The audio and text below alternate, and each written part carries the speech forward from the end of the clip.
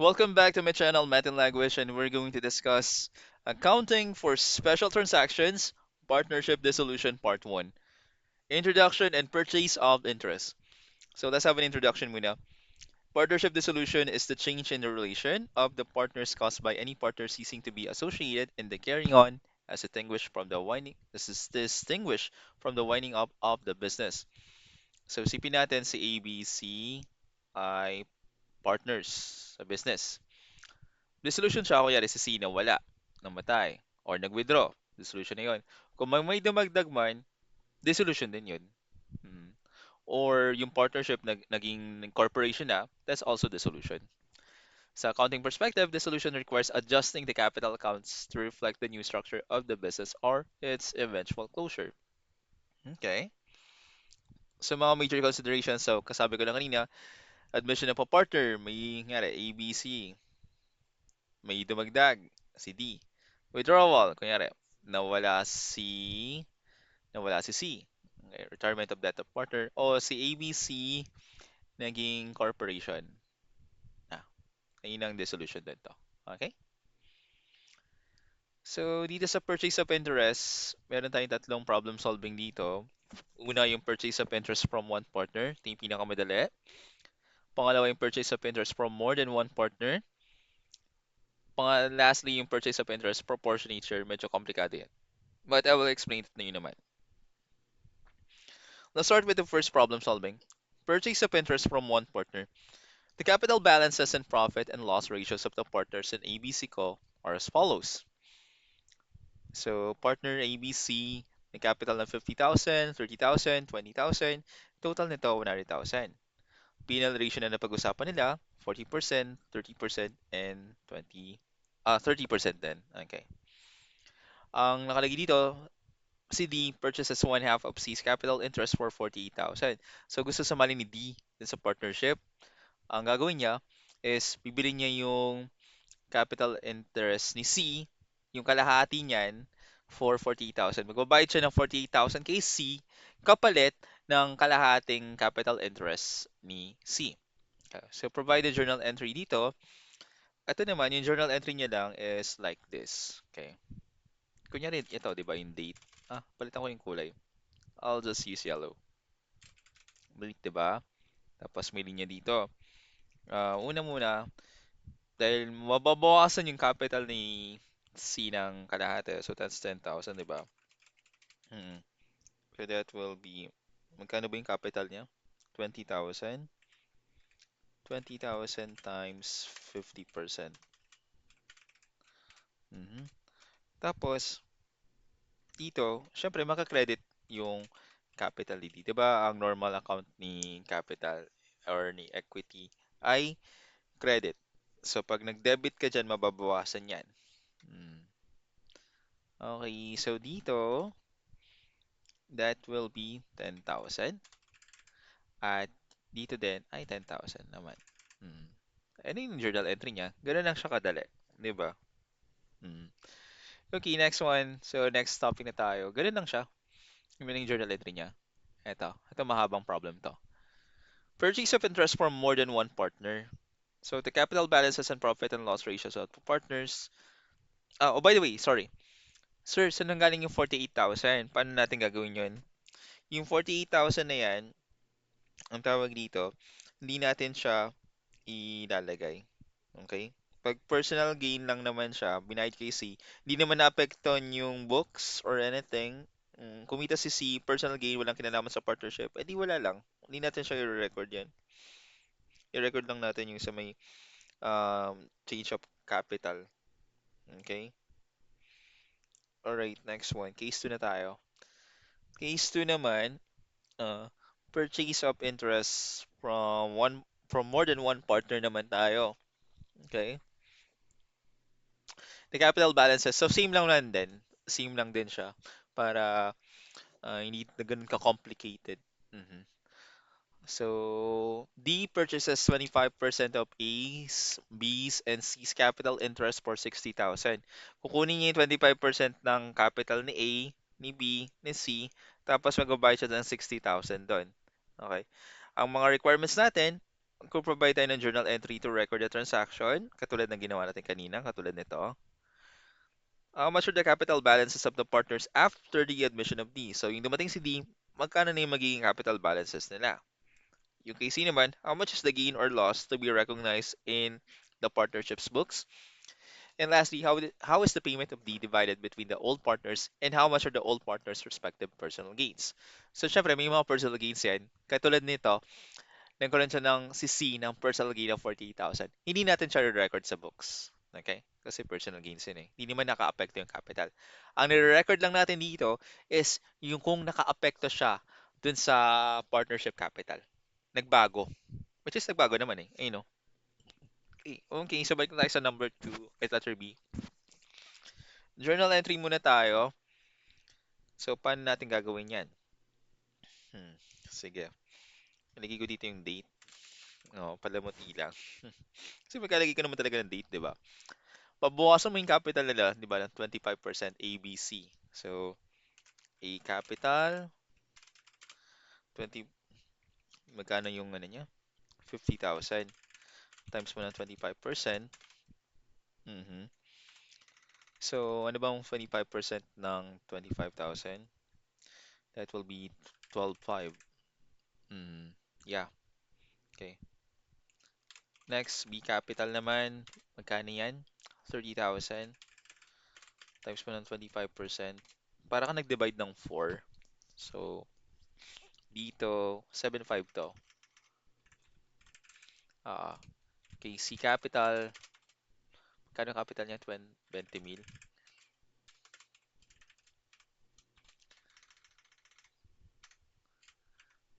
7,500.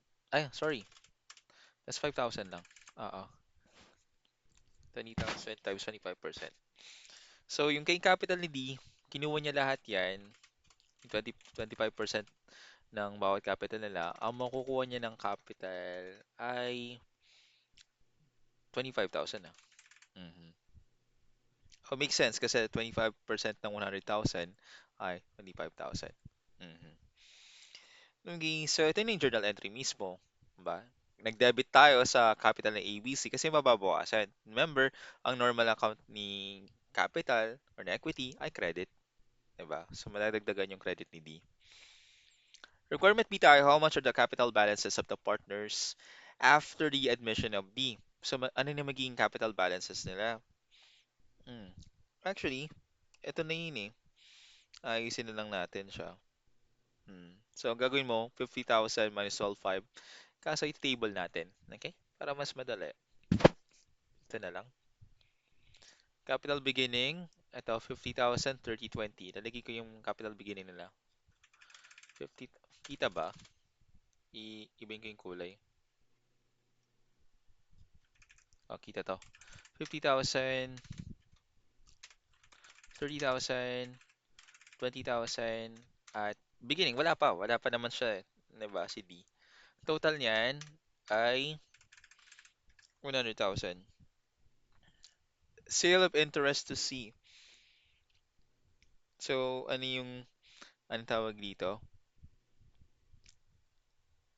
Sale of interest of C. Ito yun. Yung 12,500, 7,500, 5,000. Mm. 12,500, 7,500, 5,000. Ano pala to ah? Naka-parenthesis kasi di ba naka-debit yung journal entry mo eh. Mababawasan yung capital nila eh. Oo. Sale of interest to C. Yan. Tapos yung kay D naman, 45,000. Ayan. Capital ending natin, gagawin mo, edi minus mo lang siya. 50,000 minus 12,500, that will be 37,500. 30,000 minus mo ng 7,500, that will be 22,500. 20,000, ito naman 15,000. At yung dito, 45,000 mo. Hmm. Add mo siya eh. Kasi 50,000 plus negative 12,500, 37,500. Okay. Kasi ito ibaba mo lang to. Kasi zero naman to eh. Kasi, tinan mo ah, negative 12,500, kuha ko calcu. Mm. Negative 12.5 plus mo ng 7.5 na negative plus ka ng sorry, hindi pala to 45,000. Mm. That's 25,000 lang. Saan ko ba nakuha yun? Mm. 25,000 to. Ah, tingnan mo, pag inad mo yan, tapos minus plus ka ng 5,000 na negative, negative 25,000. Pag mag-plus ka ng 25,000, zero. At ito naman, pag inad mo to, dapat lalabas 100,000. 37,500, 22,500, 15,000, plus another 25,000, 100,000. Dapat equal yung capital beginning, capital ending mo dyan. Napapansin nyo, kapag payment, purchase of interest from purchase of interest, hindi nagbabago yung beginning capital pati ending capital as is siya. Katulad din ito, nagbigay ka ng 10, nabawasan yung 10,000 na capital C, naging 10,000 na lang. Kaso, nadagdagan si D, 10,000. Ganun pa rin yung total capital nila, 100,000 pa rin. Katulad nito, 100,000 pa rin yung capital. Pag purchase of interest ha, okay. How much is the gain or loss to be recognized in the partnership's books? Pag ganyan, zero. Okay, zero to, zero. Mm. Kasi, no gain or loss is recognized in the partnership's books when a partner is admitted. Yun nga yung kakasabi ko kanina. Kung may dumagdag man na partner, walang magbabago dun sa total partnership capital kapag purchase of interest. Mm. When a new partner is admitted. Ngayon, how is the payment of D divided between the old partners and how much are the old partners' respective personal gains? Interesting. Okay. Gawin mo is yan, yung na-debit sa capital account. So, inabawas sa kanila, eto, 10,000, tatype ko na lang. Ano yung nabawas nila kanina? Ito, 12,500, 7,500, 5,000. Ito yung nabawas eh. Ito ang tatlo. 12,500, patingin nga ulit. 7,500, 5,000. 7,500, 5,000. Tapos, ang total na nabawas sa kanila ay 25,000. Tama? Ayun. Yung excess allocated based on PL ratio, ang dito naman is magkano ba yung binayad niya? Ang binayad niya daw ay 60,000. Okay? 60,000 tapos 25,000 to. 60,000, 'di ba? Yung binayad niya tapos ang nakuha niyang capital account ay 25,000. So 60,000 minus 25,000, that's 35,000. Mhm. Gawin natin yung excess na yan, i-allocate natin siya sa PL ratio natin.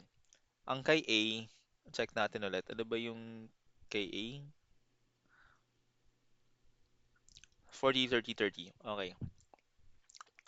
So 40% to, 30% to. Kunin mo yung 40% ng 35,000. Mali. 35,000 times pala. 14,000 to. Kunin mo yung 30% ng 35,000. That will be 10,500. Kunin mo yung 30% na to, so same naman din siya. Mm. And to check, dapat pag inad mo to, ito lalabas. 14,000 plus 10,500 plus another 10,500, 35,000. Mm. Ngayon, gagawin natin, yung share na payment of D, i-add mo yan. Okay? Add natin yan dalawa. Plus 14,000. Meron silang 26,500. Okay. 7,500 plus 10,500, 18,000. And another 18,000. Okay. So, pag inad mo to, check natin ha.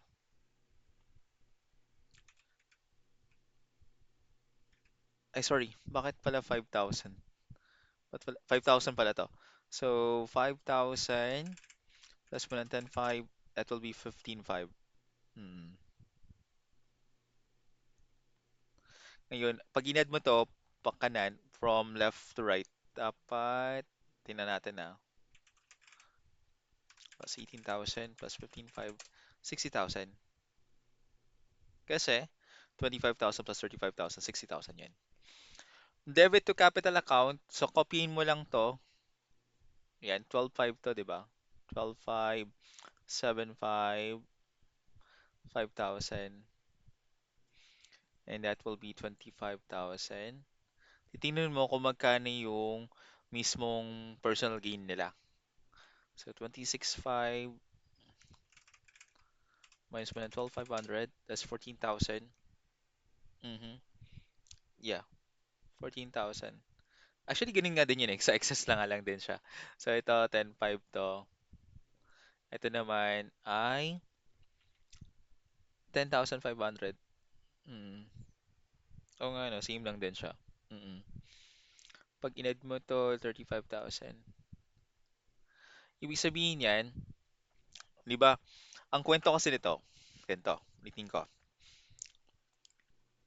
Ito yung balance nila, capital balance. Ang ginawa ni D, bibiling ko yung ano nyo, 25% ng capital nyo. Kunin ko yung 25% nito ni A, ni B, at ni C. Ang kapalit ay 60,000. Diba? So, nagbayad siya ng 60,000 para kay A and B and C para makuha yung 25% each ng capital nila. Ang nakuha nila ng capital ni D ay 25,000. Tapos, syempre, nabawasan yung capital niya, di ba? Nila A, B, C. Ngayon, yung nagbayad na siya, nagbayad siya ng 60,000, kapalit lang nakuha niya ay 25,000. Siyempre, yung excess na yon, paghahatian nila A, B, C yon. Paano yung hatian na yun? Nakadepende yun sa P&L ratio nila sa 40%, 30% at 30% ito. Mm. So, itong gagawin yon, yung 35,000, ayan na. Kunin mo yung 40% niyan, 30%. Ito na yung mismong anong tawag dito? Yung personal gain or loss na. Mm. Siyempre, mas mataas yung binayad niya kaysa din sa nakuha niyang capital eh. Mm. Anyway, let's have the last one. Purchase of interest proportionate share. Ito medyo complicated to. So the capital balance, same lang din siya, katulad ng ibang problems. And D purchases 20% interest in the net assets and profits of the partnership from A and B for 80,000. O, kinuha niya yung 20% interest ng net assets and profits of the partnership from A and B for 80,000. A and B agreed to share proportionately on a 20% interest sold to D. The partnership's net assets are fairly valued on D's admission date. Okay? How much is the gain of A from the sale? So, dito naman, ang mangyayari, proportionate share, magbabago yung P&L ratio. Mhm. Proportionate share, magbabago yung P&L ratio. So, alamin muna natin yung hinahanap. How much is the combined gain of A and B from the sale? Una, mo dito yung magkano yung binayad ni D. Payment of, magkano yung binayad niya? 80,000. Okay. Tapos, alam mo yung capital credit. Capital credit given to D. Yung makukuha niyang ano, to D. That will be, magkano ba to? Kausap ko to konti.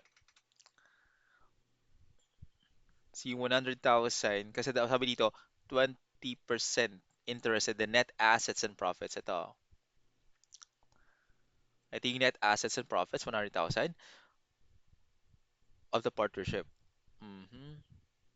Okay. So, kukunin mo yung 20% nito, lang, 100,000 times mo ng 20%, and you will get 20,000. Okay. Ngayon, tawag dito, lalagyan ko ng linya.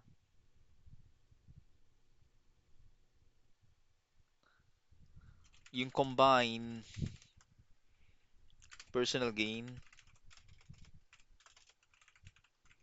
marginal gain of A and B ay, gagawin mo, i-minus mo lang, 60,000. Mm. Personal gain nila yan. Nagbayad si D ng 80,000, nakuha niyang capital credit ay 20,000 lang. Siyempre, yung sobra, personal gain na yon ni A and B. Ngayon, hindi nakalagay sa requirements, kaso, lagyan na rin natin yung mismong journal entry. Okay? So, dito yung date, at dito naman yung capital na mababawas kay, ang tawag dito, kay A. Paano mo malaman yung mababawas dito? Okay? So, ang capital credit given to D ay 20,000, di ba? So, alam natin, yung 20,000 yan, proportionately yan kay A and B. Mm-mm. Gagawin natin is, eto, lagay mo yung 20,000 dito, lagay nga ako ng bracket. 20,000, times mo siya ng, depende sa proportionate share, 40 and 30. Tandaan nyo itong dalawang number na to, ah. Kasi A and B lang naman kasi. A and B lang. A and B. So that will be, nalagay ko na lang dito, 40 over 70. Hmm. So saan nanggaling yung 70? Kasi A and B lang naman yung ano eh. Hindi kasama si C. 40 plus 30, 70. At proportionate share, so 40% over mo na 70. Ngayon, paano naman yung kay B? Yung capital niyan is 20,000 times mo ng 30 over 70. Hmm. So, saan nanggaling yung 30? Kasi 30% yung sa P&L ratio share niya. Hmm. Walang kinalaman sa C dito, ah. Ignore kay C muna. Hmm. Ngayon, yung kay capital ni D, that will be, ang tawag dito, yung capital ni D is yung 100,000 na buo, times mo siya ng 20%. Kasi ito yung nakalagay sa problem, 20% daw yung kukunin niya. Okay? Okay. Ngayon, answer na natin siya. So, gawin mo, 40 over 70 muna. Times mo ng 20,000. That's 11,428.57. 11,428.57. Kaya yung isa naman, 30 over 70. Multiply mo siya ng 20,000. 8,571.43. 0.43. Yeah. At ito naman sorry, debit yan eh. Ba't pagka-align yan? 20,000 to. Pag check mo naman, at balancing debit and credit eh. 11,428.57 plus mo ng 8,571.43. 20,000. So, tama tayo. Mm-mm. Ngayon, ito yung parang journal entry natin, ha? Ano na yung magiging PL ratio pagdating ni D? So, yung kay A, ang magiging PL ratio niya na, 'di ba? 40% siya eh. 40, 40%, 'di ba? Mababawasan 'yan. Mababawasan siya ng yung kinuha ni D ay kumuha si D ng 20% eh. So 20% times mo siya ng 4 over 7. Kasi 'di ba 40 over 70. Kasi kilagay na lang 40 over 70. Parehas lang naman yun eh. 40 over 70. Yung kay B naman, that's 30%. O minus ka, mabawasan yung 30% niya ng 20% ng 30 over 70 na share. Mhm. Kay C, 30% pa rin. Wala nagbago kasi wala naman siya sa kwento eh. Okay. At si D, dahil nakuha niya na yung gusto niya, I mean, nakabili na siya, nakuha niya na share, 20%. Ito yun eh, nakuha niya na 20%. Pag chinek natin, sige, 40, 40 over 70, times mo ng 0.2, 20%. Tapos, ito mo minus, balik rin na lang natin. Minus mo ng 0.4, tanggalin mo yung negative, 28.57 to. 28.57%. Ito naman, 70, 30, okay, ulitin ko, 30, divide mo ng 70, times mo ng 0.2, baliktarin mo lang 0.3, ang galing mo negative 21.43. At ito ay 30%, at ito ay 20%. Ngayon, dapat mag-equal ng 100% yan, ha? Let's check natin. 57 plus mo ng 21.43 plus mo ng 30 plus 20, 100%. Tama tayo. Ulitin ko lang tong problem na to. Medyo complicated siya. So, purchase of interest proportionate share. Ito pa rin yung problem, ha? Same lang din. Si D daw nag-purchase ng 20% interest in the net assets and profits of the partnership from A and B for 80,000. So, gusto niyang kumuha ng 20% na interest dun sa mismong net assets and profits of the partnership. Kay A and B, kukunin niya kay A and B, magbabayad siya ng 80,000 para ma ito yung para magiging P&L ratio niya na. Okay? Gusto niya maging 20% dapat yung P&L ratio ko 20%. So, magbabayad ako kay A and B. A and B, babayaran ko kay 80,000. Tapos, syempre, pag ilagay mo si D dyan, hindi naman pwedeng 20, tawag dito, same pa rin yung P&L ratio nila, di ba? Magbabago yan. Kasi pag inad mo lahat yan, ito, 120%. Hindi ba dapat 100% lang? Mm. So, ating requirements, so how much is the combined gain? Yung binayad niya 80,000, ang nakuha niya lang na capital credit ay 20,000. 'Di ba? Kasi 100,000 times 20,000. So, meron sobra si nabawasan yung tawag dito, yung capital nila A and B. Kaso, meron naman siyang personal gain na A and B. Hindi natin nilista tong 60,000 sa books ha. Pag personal gain, hindi siya nililista sa books. Ito yung journal entry, yung capital natin, 20,000 times 1 ng 40 over 70. Sir, saan nanggaling yung 40 over 70? Dahil sa A and B, yung kanegosyo ni, kanegotiate ni D ay si A and B, tingnan mo lang yung P&L ratio nila. Okay? Kasi maapektuhan yung P&L ratio nila. Kasi magbibigay nga sila, di ba? So, 20,000 times 1 ng 40 over 70. Ganun yung formula doon. Kay B naman, 20,000 times 30 over 70. Sir, saan nanggaling yung 30? Dito po galing yan sa P&L ratio ni B. Okay. Pag minultiply mo, it will be like this. Ulitin ko lang. So, 40 over 70 times 120,000. That's 11,428.57. Tapos, yung KB naman, 30 over 70 siya times 120,000, 8,571. At make sure yung debit and credits mo, dapat pantay yan. Okay? So, 11,428.57 plus mo ng 8,571.43, 20,000. Sir, saan nanggaling yung 20,000 ni D? Ulitin ko lang, 100,000 yung total, di ba? Gusto niya kumuha ng 20% interest. So, yun na, 100,000 times 20%. And lastly, sa proportionate share, magbabago yan. Dahil nag-give up si A and B ng kanilang interest, magbabago yung P&L ratio niya. Kasi papasok si D eh. Okay? So, 40%, mababawasan ng 20% ng proportionate share. 40 over 70. 30 over 70 to. Yan. At pag equal mo, 100% yan. Diba? So, ganun lang siya. So, sa lesson natin dito sa partnership dissolution part 1, ito medyo mahirap na rin tong partnership dissolution. Yung susunod pa na lesson, mas matindi pa. Mas mahirap pa nga yung liquidation.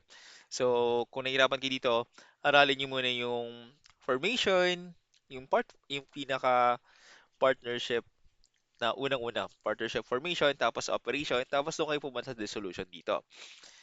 Para panagitan nyo ng partnership liquidation, hindi kayo malilito. Okay? So, ito yung mga lesson natin. Purchase of interest from one partner, purchase of interest for more than one partner, at purchase of interest ng proportionate share. And that's the end of the lesson. And if you have questions or you need of clarifications naman, please comment down. Sagot naman ako. Again, this is James, your math and language instructor. I'll see you again on my next accounting video or other math and language videos. Maraming salamat po. Bye!